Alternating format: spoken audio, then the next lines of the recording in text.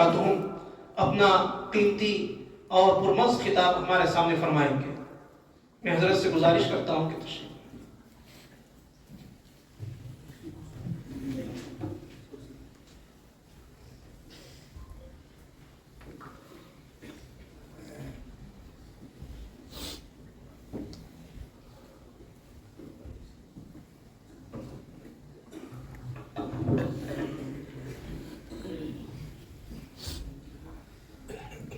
السلام علیکم ورحمۃ اللہ وبرکاتہ۔ الحمد للہ وکفا وسلام علی عباده الذین اصطفى اما بعد فاعوذ باللہ من الشیطان الرجیم بسم اللہ الرحمن الرحیم واعدوا لهم ما استطعتم من قوة ومن رباط الخیل ترهبون به عدو اللہ وعدوکم صدق اللہ العظیم۔ وقال النبي صلى الله عليه وآله وسلم تقع الفتن في بيوتكم كوقع المطر أو كما قال النبي صلى الله عليه وآله وسلم۔ حضرت صدر جلسہ رئیس الجامعہ دامت برکاتہم، حضرات اساتذہ کرام اور میرے بھائیوں اور دوستوں، میں آج اس مجلس میں حاضر ہوا اور آپ سے ملاقات ہوئی تو بے انتہا مجھے خوشی ہوئی۔ پرانی یادیں سب لوٹ کر کے آ گئی اور تازہ ہو گئی۔ آپ سے مل کر ایسے خوشی ہوتی ہے جیسے ایک بھائی کو بھائی سے مل کر کے خوشی ہوتی ہے، تو ایسے مجھے آپ سے مل کر کے بے حد خوشی ہو رہی ہے۔ اور ہمارا یہ مدرسہ جامعہ اسلامیہ کہلاتا ہے۔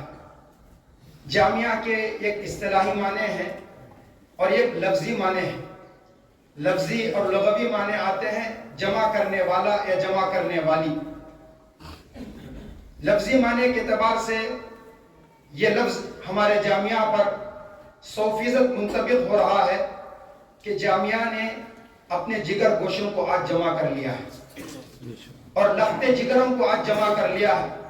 آج ہمارے سامنے جگر گوشے ہیں، لخت جگر ہیں، نور نظر ہے۔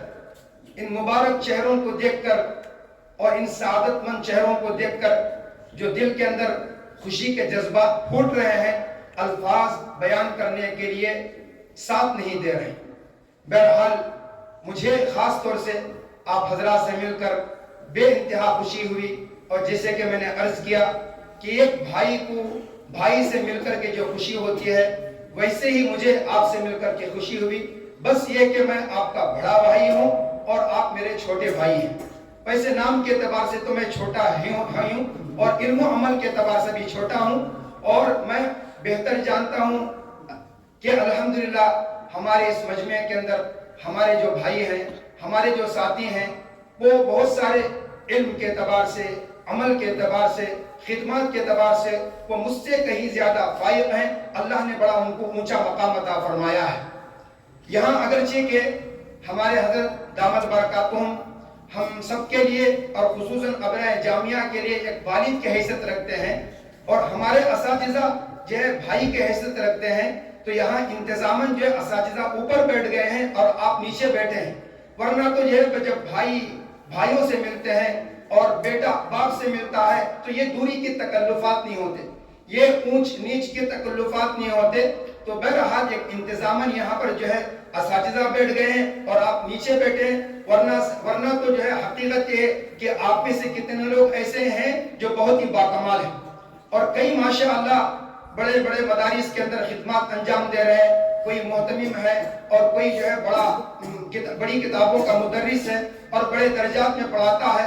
یہ سارے ہمارے طلباء قابل قدر ہیں، اور اگر جو ہے وہ مدرس اونچے درجے کا مدرس بھی نہ ہو اور وہ محتمم میں نہ ہو، اگر وہ نورانی قاعدہ بھی اخلاص کے ساتھ پڑھا رہا ہے تب بھی وہ قابل قدر ہے، تب بھی اللہ کے نزدیک وہ اللہ کا پیارا ہے۔ یہاں اللہ تعالیٰ جو ہے وہ کون سی کتاب پڑھا رہا ہے یہ نہیں دیکھتا، وہ کس نیت سے اور کس غرض سے پڑھا رہا ہے، اللہ تعالیٰ اس کو دیکھتے ہیں۔ تو نورانی قاعدہ پڑھانے والا بھی بخاری شریف پڑھانے والے سے کہیں زیادہ بہتر ہو سکتا ہے، مخلصانہ نیت کی وجہ سے۔ अल्लाह अकबर कबीरा, अल्लाह अकबर। सही फरमाया हजरत ने कि पलरा भारी होकर के ये नीचे झुक गया है और ये ऊपर आ गए हैं। बहरहाल बड़ी बेहतरीन ताबीर हजरत ने फरमाई है। इसमें बड़े कीमती हीरे हैं, सब के सब हीरे हैं, जवाहिरात हैं, और हम जौहर शनास नहीं, नाकारा हैं। हम इन हीरों को नहीं पहचानते और हम इन जौहरों को नहीं पहचानते और आब व सितारों को हम नहीं पहचानते। ये आब व ताब हैं, सितारे हैं और अल्लाह तबारक व तआला के दीन के ये सिपाही हैं। अल्लाह तबारक व तआला आपकी उम्रों में बरकत अता फरमाए, आपके इल्म में बरकत अता फरमाए, आपके अमल में बरकत अता फरमाए, और आपसे अल्लाह तबारक व तआला जो है ता क़ियामत दीन की खिदमत देता रहे, इखलास और खुलूस अल्लाह लिल्लाहियत अता फरमाए।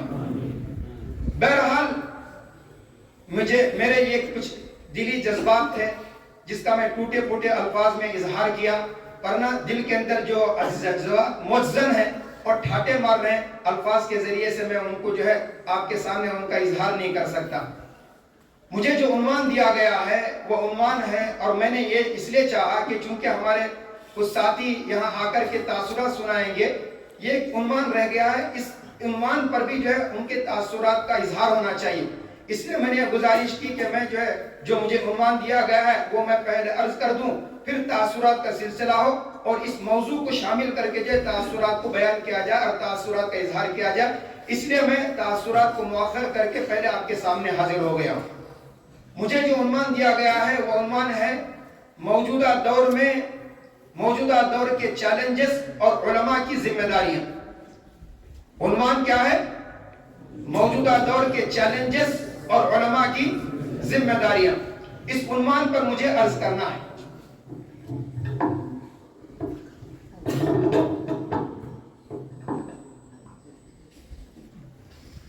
रब्बि इश्रह ली सदरी वयस्सिर ली अमरी वहलुल उक़दतम मिन लिसानी यफ़क़हू क़ौली रब्बि ज़िदनी इल्मा रब्बि यस्सिर वला तुअस्सिर वतम्मिम बिल खैर वबिका अस्तईनु या फत्ताहल क़ुलूब। ये वो दुआ हैं जो हर उस्ताद सबक पढ़ने से पहले इन अल्फाज के जरिए से, वो इन दुआओं के जरिए से सबक का आगाज करता है।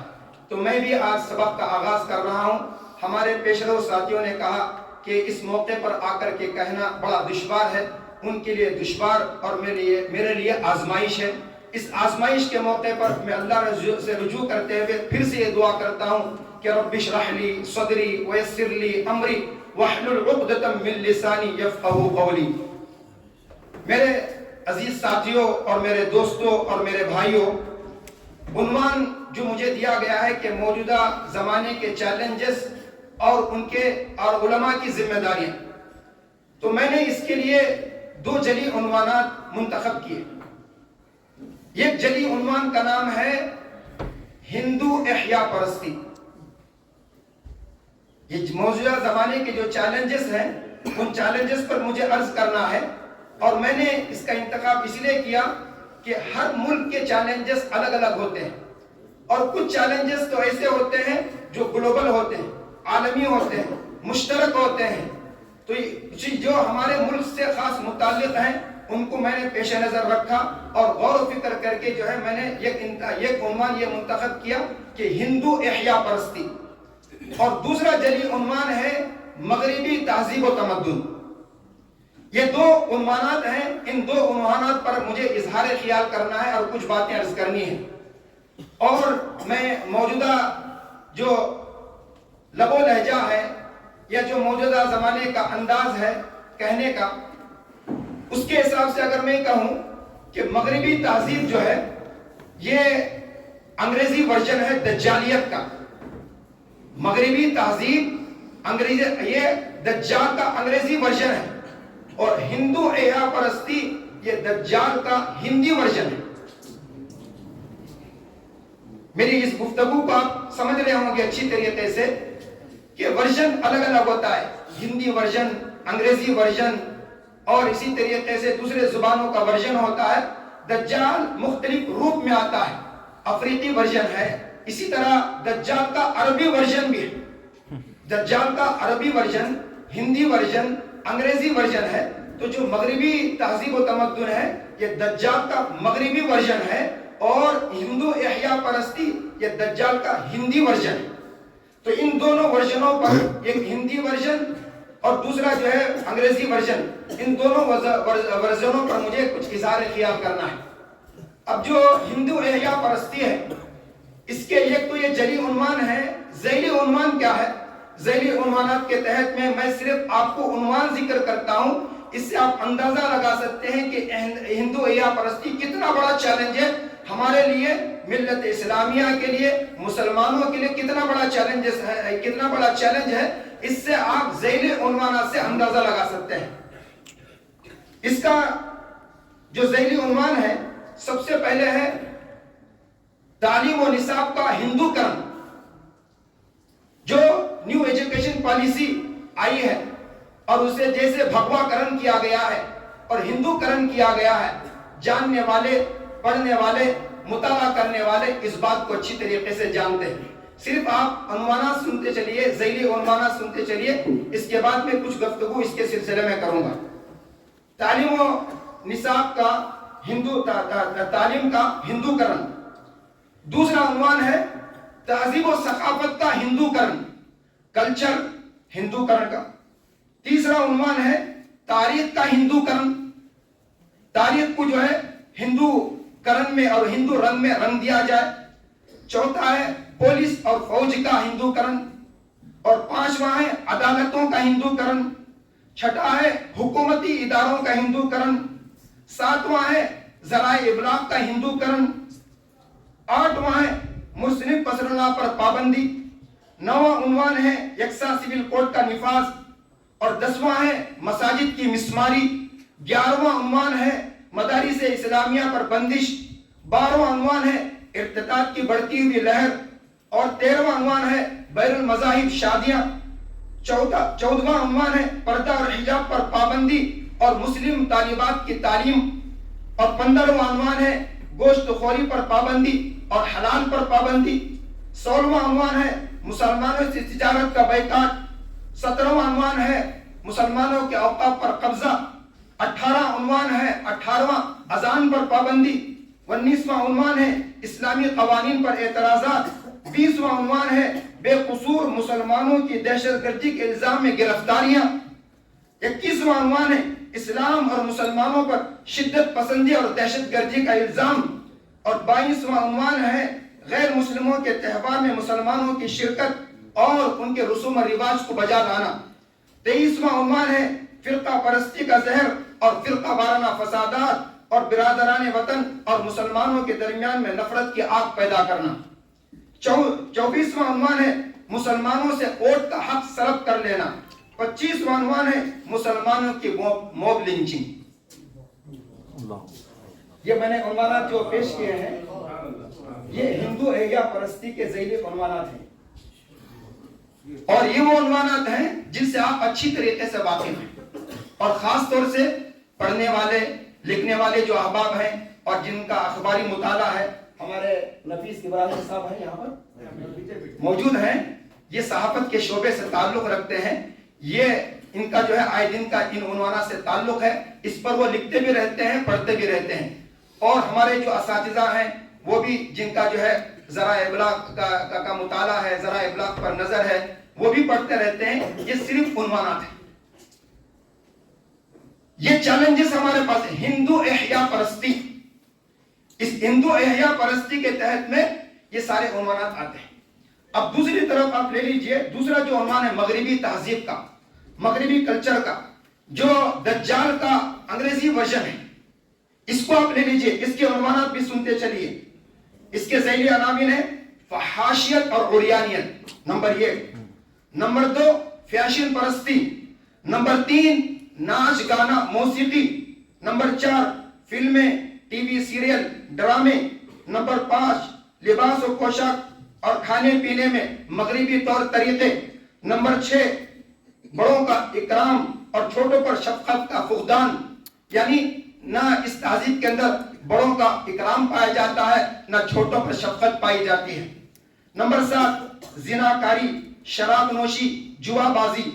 نمبر 8 مرد و عورت کا شادی کے بغیر ساتھ رہنا. نمبر 9 ہم جنس پرستی، जिसे होमोसेक्सुअल कहते हैं, हम जिन्स परस्ती, मर्द का मर्द से और औरत का औरत से गलत ताल्लुकात, हम जिन्स परस्ती, सूदखोरी और इसके लिए बैंकिंग सिस्टम। नंबर 11, मुख्तलिफ महफिलों में मर्दों और औरतों का इख्तिलाफ। नंबर 12, मखलूत तालीम, लड़के और लड़कियों के साथ तालीम, मखलूत तालीम। नंबर 13, मादियत परस्ती।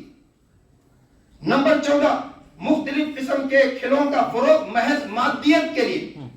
खेल जो है, चाहे वो क्रिकेट हो, वॉलीबॉल हो, फुटबॉल हो, टेनिस हो या दीगर जो भी खेल हो, ये किसी और मकसद के लिए नहीं, सिर्फ मादा परस्ती के लिए और इसी तरह फहाशियत और उरियानियत के लिए। और औरतों का जो खेल होता है अल-अमान अल-हफीज, कि किस तरीके से और किस अंदाज से उनको खिलाया जाता है, उसका जिक्र करना बच्चों के सामने बहुत ही शर्मनाक बात है। और गुनाह के काम में बेबाकी, गुनाह के काम के अंदर कोई खुदा का खौफ, खुदा का डर नाम की कोई नहीं है, खुल्लम खुल्ला गुनाह करना, ये सब मगरिबी तहजीब के जो है अनवानात हैं। गुनाह के काम में बेबाकी, जिसे जो है बोल्डनेस कहते हैं, कि खुल कर के आदमी गुनाह करे और किसी का कोई लिहाज ना करे।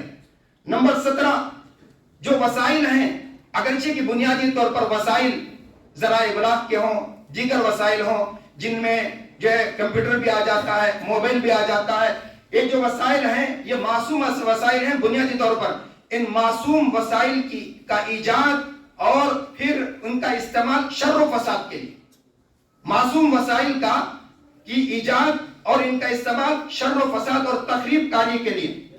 18वां उन्वान है खुदा बेजारी और नफ्स परस्ती। ये मगरिबी तहजीब की खास ये है, खुदा बेजारी और नफ्स परस्ती। यहाँ खुदा का कोई तसव्वुर नहीं, खुदा का कोई ध्यान नहीं और खुदा की तरफ कोई रुजू नहीं, जो कुछ है वो नफ्स परस्ती है और खुदा बेजारी है। नंबर 19, औरतों पर तशद्दुद। मगरिबी तहजीब के अंदर बड़ा चर्चा किया जाता है कि वहां औरतों के बड़े हुकूक अदा किए जाते हैं, लेकिन सबसे ज्यादा जुल्म और तशद्दुद औरतों पर मगरिबी मुआशरे के अंदर और मगरिबी मुल्कों पे ही होता है। नंबर 20, आजादी निस्वान का पुरफरेब नारा, आजादी निस्वान का पुरफरेब नारा। नंबर 21, हुकूक निस्वा होने का के अलमबरदार होने का झूठा दावा। नंबर 22, ज़राए इबलाग से उमूमन तखरीब कारी। नंबर 23, मुस्लिम मुमालिक पर नाजायज कब्जा। नंबर 24, मुस्लिम मुमालिक पर नाजायज और जालिमाना अस्करी और फौजी हमले। नंबर 25, इल्मी और फिक्री एतबार से इस्लाम और मुसलमानों पर एतराज़ात। इसका जली उन्वान है मुस्तशरिकीन, जिसके बारे में आपने गुफ्तगू जो सुबह की मजलिस में आपने समाअत फरमाई कि इल्मी और फिक्री एतबार से इस्लाम और मुसलमानों पर एतराज़ात। नंबर 26, इस्लाम दुश्मन अफराद, जमातों, इदारों की हिमायत, ताउन और सरपरस्ती। Number 27, globalisation. ये मगरिबी तहजीब के का जो जली उन्वान है उसके ज़ैली उन्वानात है। ये है चैलेंजेस, ये है चैलेंजेस। अब इनका हमको मुकाबला कैसे करना है?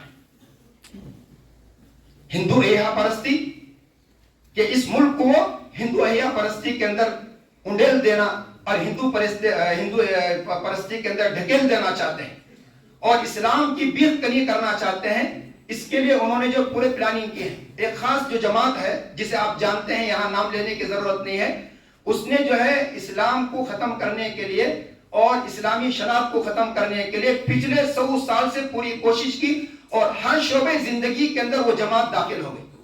उसने अपना नफूज और असर और रसूख उसके अंदर पैदा कर लिया, फौज के अंदर अपना असर और रसूख पैदा कर लिया, पुलिस के अंदर अपना असर और रसूख पैदा कर लिया, अदालतों के अंदर उसने कर लिया और जो है तालीमी इदारों के अंदर उसने कर लिया। सब जगह जो है उसी जमात का असर और रसूख है और उसी का नफूज है और उसी के असरात पाए जाते हैं। तो इस तरीके से इसका जो है मुकाबला करना है। मैं जब इन उन्वान को लिख रहा था, इस पर बैठ करके गौर कर रहा था, तो मैंने सोचा कि सिर्फ जो है ये किसी एक मजलिस के अंदर गुफ्तगू करके इस बात को खत्म किया नहीं जा सकता, इस पर बड़े बड़े दिमाग को बैठ करके गौर करने की जरूरत है। हजरत वाला दामत बरकातुम जैसे साहिब इल्म, साहिब तक़वा और दीगर जो मुल्क के बड़े बड़े उलमा हैं, जो है बड़े नफ्स शनास हैं, हालात पर गहरी नजर रखते हैं, ये उन हजरात का ये मौजू है ان کو سر جوڑ کر کے اس پر غور و فکر کرنے کی ضرورت ہے کہ ان چیزوں کا ہم کیسے مقابلہ کریں گے. میں نے یہاں پر صرف عنوانات ذکر کیا. اس عنوانات سے اس کی جو ہے خطرناکیت اور اس کی جو ہے اس کا زہریلا پن اسے ہم محسوس کر سکتے ہیں. اسی طریقے سے جو مغربی تہذیب ہے, مغربی تہذیب اس کے جو اثرات کو کیسے ختم کیا جا سکتا ہے, اس کا مقابلہ کیسے کیا جا سکتا ہے, اس پر بھی غور و فکر کرنے کی ضرورت ہے. جہاں تک رہی بات ہندو احیا پرستی کی, میں اس کو جو ہے اس وقت جو ہے آپ حضرات پر چھوڑتا ہوں, اور حضرت والا اس کے بارے میں انشاءاللہ بہت تفصیل کے ساتھ بتائیں گے. ہمارے اگر حلقے لگیں گے تو اس پر بیٹھ کر کے ہم ایک ایک عنوان کو لے کر کے بحث کریں گے, غور و فکر کریں گے کیسے ان کا مقابلہ کیا جا سکتا ہے. مثلا تعلیم اور نصاب کا ہندو کرن, اس کا مقابلہ کیسے کریں گے, اور تہذیب و ثقافت کا ہندو کرن, اس کا مقابلہ کیسے کریں گے, اور تاریخ کا ہندو کرن یہ کیسے کریں گے. تاریخ کو بدلا جا رہا ہے. اورنگزیب رحمۃ اللہ علیہ, سلطان ٹیپو رحمۃ اللہ علیہ, اور محمود جو ہے محمود ایاز, ان کے بارے میں اور جو مسلم حکمران تھے ان کے بارے میں تاریخ مجھے بدلا جا رہا ہے, اور ان کو ایسا باور کرایا جا رہا ہے کہ یہ ہندوستان پر حملہ کر کے انہوں نے ہندوستان کو تباہ و برباد کر دیا, اور یہاں کے برادران وطن کو جو ہے بے تحاشا انہوں نے قتل کیا, قتل و غارت گری کی, اور ان کے جو کارنامے ہیں, ان کے جو اچھے کارنامے ہیں اور اچھی چیزیں ہیں, ان ساری چیزوں کو جو ہے وہ پسے پش ڈال دیا گیا, بدل دیا گیا, اور ان کو خون خار کی شکل میں پیش کیا گیا. تاریخ کو اب جو بدلا جا رہا